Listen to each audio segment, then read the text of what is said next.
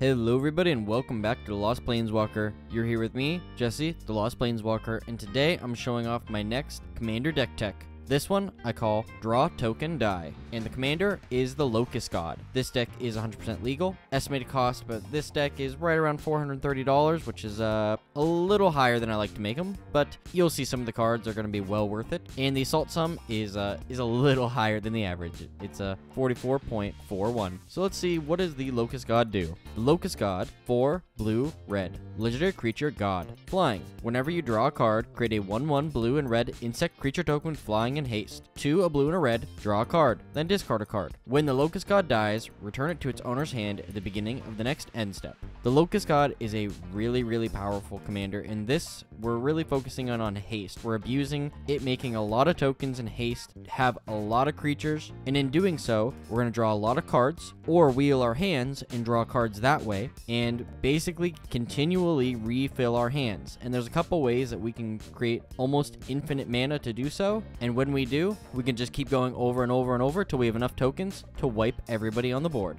Now, I'm going to do this video a little different than I normally do, and I'm going to go through the different categories that I think these cards fall into to help with your deck building. That way you can kind of see in my mind how I run through the list. So starting off, we have card draw. Obviously, whenever we draw a card, we're going to make those insects with haste, so we want a lot of it. Starting off, we have Biden of Thassa, and whenever a creature deals damage, we're going to be drawing a card. Coastal Piracy, whenever a creature you control deals combat damage to an opponent, you may draw a card. Finale of Revelation, X blue sorcery, draw X cards. If X is 10 or more, instead shuffle your graveyard into your library, draw X cards, untap up to 5 lands, and you have no maximum hand size for the rest of the game. Howling Mine, at the beginning of each player's draw step, if Howling Mine is untapped, that player draws an additional card. Joran Rune Diver, whenever you cast your second spell, draw a card. Mind Spring, X blue, draw X cards. Mystic Confluence, choose 3. You may choose the same mode more than once. Counter target spell, unless the controller pays 3. Return target creature to its owner's hand, or draw a card. Silver Scrutiny, X blue, you may cast Silver Scrutiny as though it had flash. If X is 3 or less, draw X cards. Skull Clamp, equipped creature gets +1/-1. Whenever an equipped creature dies, draw 2 cards. And Winged Words. This spell costs 1 less to cast if you control a creature with flying, draw 2 cards. So all of these cards are really focused around drawing more cards, and some of them we can just pay a lot of mana into, some of them are off of combat damage. Skull Clamp in particular is going to be really good because we make those little insects that we could just clamp to draw more cards to make more insects. Next, let's look at some damage effects. Starting off, we have Blasphemous Act. This spell costs 1 less to cast for each creature on the battlefield. Blasphemous Act deals 13 damage to each creature. Cavalcade of Calamity. Whenever a creature you control with power 1 or less attacks, Cavalcade of Calamity deals 1 damage to player or planeswalker that creature is attacking. Impact Tremors. Whenever a creature enters the battlefield under your control, Impact Tremors deals 1 damage to each opponent. Niv Mizzet Parun. This spell can't be countered. Flying. Whenever you draw a card, Niv Mizzet Parun deals 1 damage to any target. Whenever a player casts an instant or sorcery, you draw a card. Purphoros, God of the Forge. Indestructible. As long as your devotion to red is less than 5, Purphoros isn't a creature. Whenever another creature enters the battlefield under your control, Purphoros deals 2 damage to each opponent. 2 in a red. Creatures you control get +1/+0 until end of turn. Shared Animosity. Whenever a creature you control attacks, it gets +1/+0 until end of turn for each other attacking creature that shares a creature type with it. And Witty Roastmaster. Alliance. Whenever another creature enters the battlefield under your control, Witty Roastmaster deals 1 damage to each opponent. All these cards are going to deal massive damage when we make those creature tokens, and cards like Shared Animosity can wipe out a player very easily if we play it after we make all those tokens. They can swing in because they have haste and just completely wipe our opponents. Next, we have a couple cards that are discard oriented, starting with Bitter Reunion. Whenever Bitter Reunion enters the battlefield, you may discard a card. If you do, draw 2 cards. 1. Sacrifice Bitter Reunion. Creatures you control gain haste until end of turn. Glinthorn Buccaneer. Haste. Whenever you discard a card, Glinthorn Buccaneer deals 1 damage to each opponent. 1 in a red. Discard a card, draw a card, activate only if Glinthorn Buccaneer is attacking. And Raella the Everwise. Raella the Everwise gets +1/+0 for each instant and sorcery card in your graveyard. Whenever you discard 1 or more cards for the first time each turn, draw that many cards. This, later on, you're going to see is paired very well with some of those wheels we have. because they just say discard and then draw. So with her, we're going to draw double the amount of cards because of her second ability. Next, let's look at some mana generation that's really going to help us pop off. Starting off, we got Battle Hymn. Add a red to your mana pool for each creature you control, and Mana Echoes. Whenever a creature enters a battlefield, you may add an amount of colorless equal to the number of creatures you control that share a creature type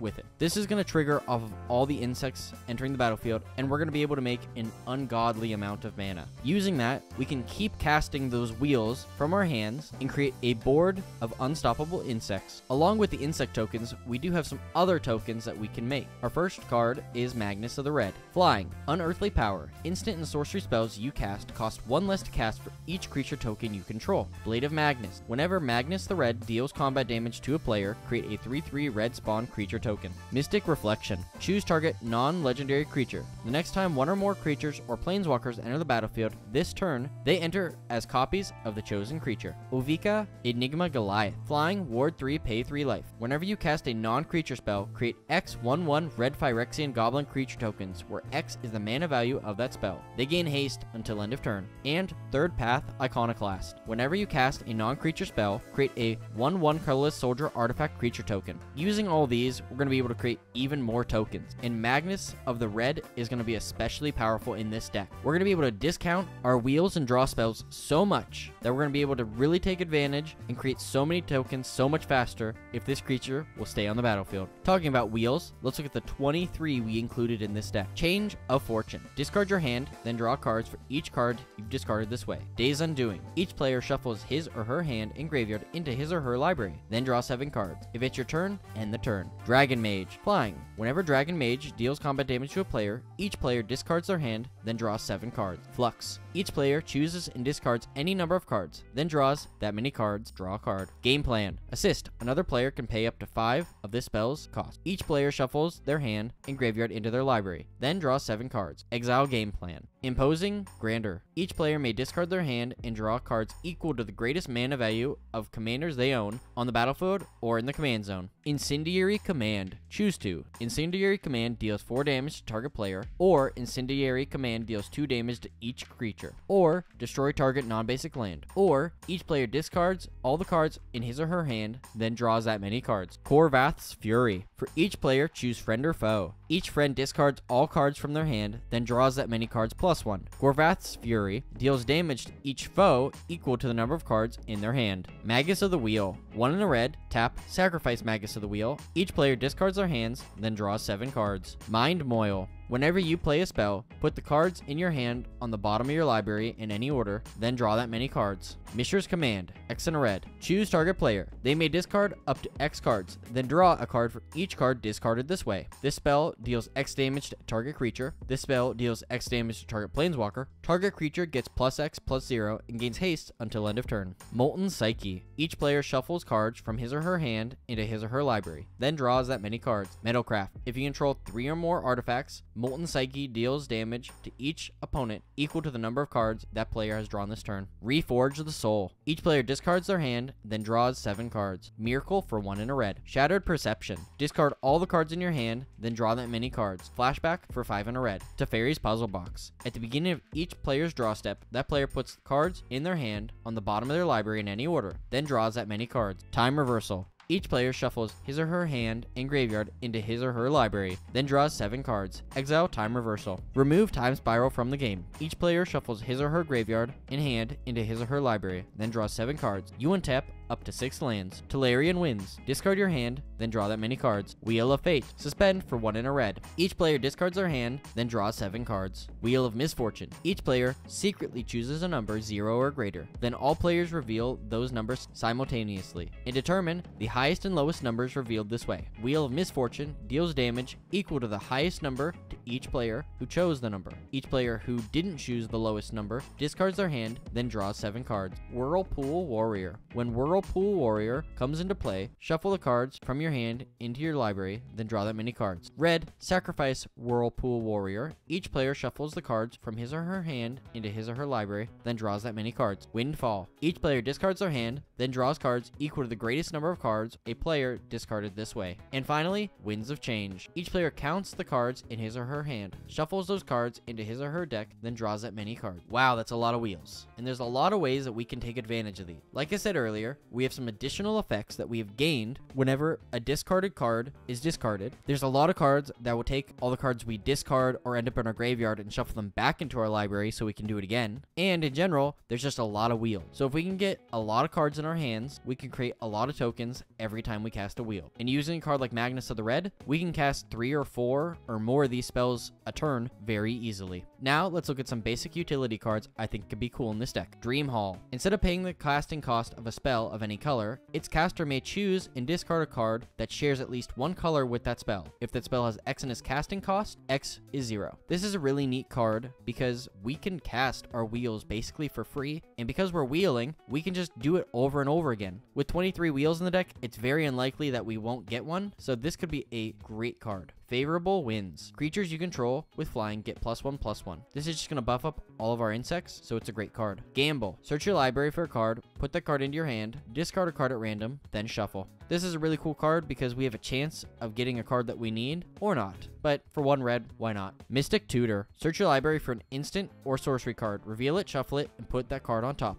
This is a great card to play if we need to get an instant or sorcery card out of our graveyard to wheel or whatnot. Narset's Reversal. Copy target instant or sorcery spell, then return it to its owner's hand. You may choose new targets for the copy. This can be a great way to take advantage of something our opponents are playing and keep them from casting it. Past in Flames. Each instant and sorcery card in your graveyard gains flashback until end of turn. The flashback cost is equal to its mana cost. Flashback for 4 and a red. This is just going to let us use all those cards in our graveyard and pop off even more. Propaganda. Creatures can't attack you unless their controller pays 2 for each creature they control that's attacking you. This is going to keep our opponents from attacking us on those early turns where we don't have many creatures out, but once we do, they're going to wish they swung with more earlier. Pyroblast. Choose one. Counter target spell if it's blue, destroy target permanent if it's blue. This is a great way to keep those blue players from stopping us, or just destroy one of their permanents. And similarly, we have Red Elemental Blast. Choose one. Counter target blue spell, or destroy target blue permanent. Same thing, but it's still really good. Solve the equation. 2 and a blue. Search your library for an instant or sorcery card. Reveal it, put it in your hand, then shuffle. This costs a little bit more than Mystic Tutor, but it's instant, so we really like it. Underworld Breach. Enchantment. Each non-land card in your graveyard has escape. The escape cost is equal to the card's mana cost plus exile 3 other cards. At the beginning of your end step, sacrifice Underworld Breach. This is a great card to use late game to cast those wheels another time, and then any cards we put into the graveyard, we can then cast. And finally, we have Wizard's Class. You have no maximum hand size. Level 2. When this class becomes level 2, draw 2 cards, and level 3, whenever you draw a card, put a +1/+1 counter on target creature you control. This card just kind of fell in between a bunch of categories, and I thought it would be helpful, so I put it in here. Now, 2 game-ending cards I want to talk about are Devilish Valet and Enter the Infinite. Devilish Valet has Trample and Haste. Alliance. Whenever another creature enters the battlefield under your control, double Devilish Valet's power until end of turn. It doesn't take very long for this creature to get big enough to single-handedly swing out and kill an opponent. If you wheel one time,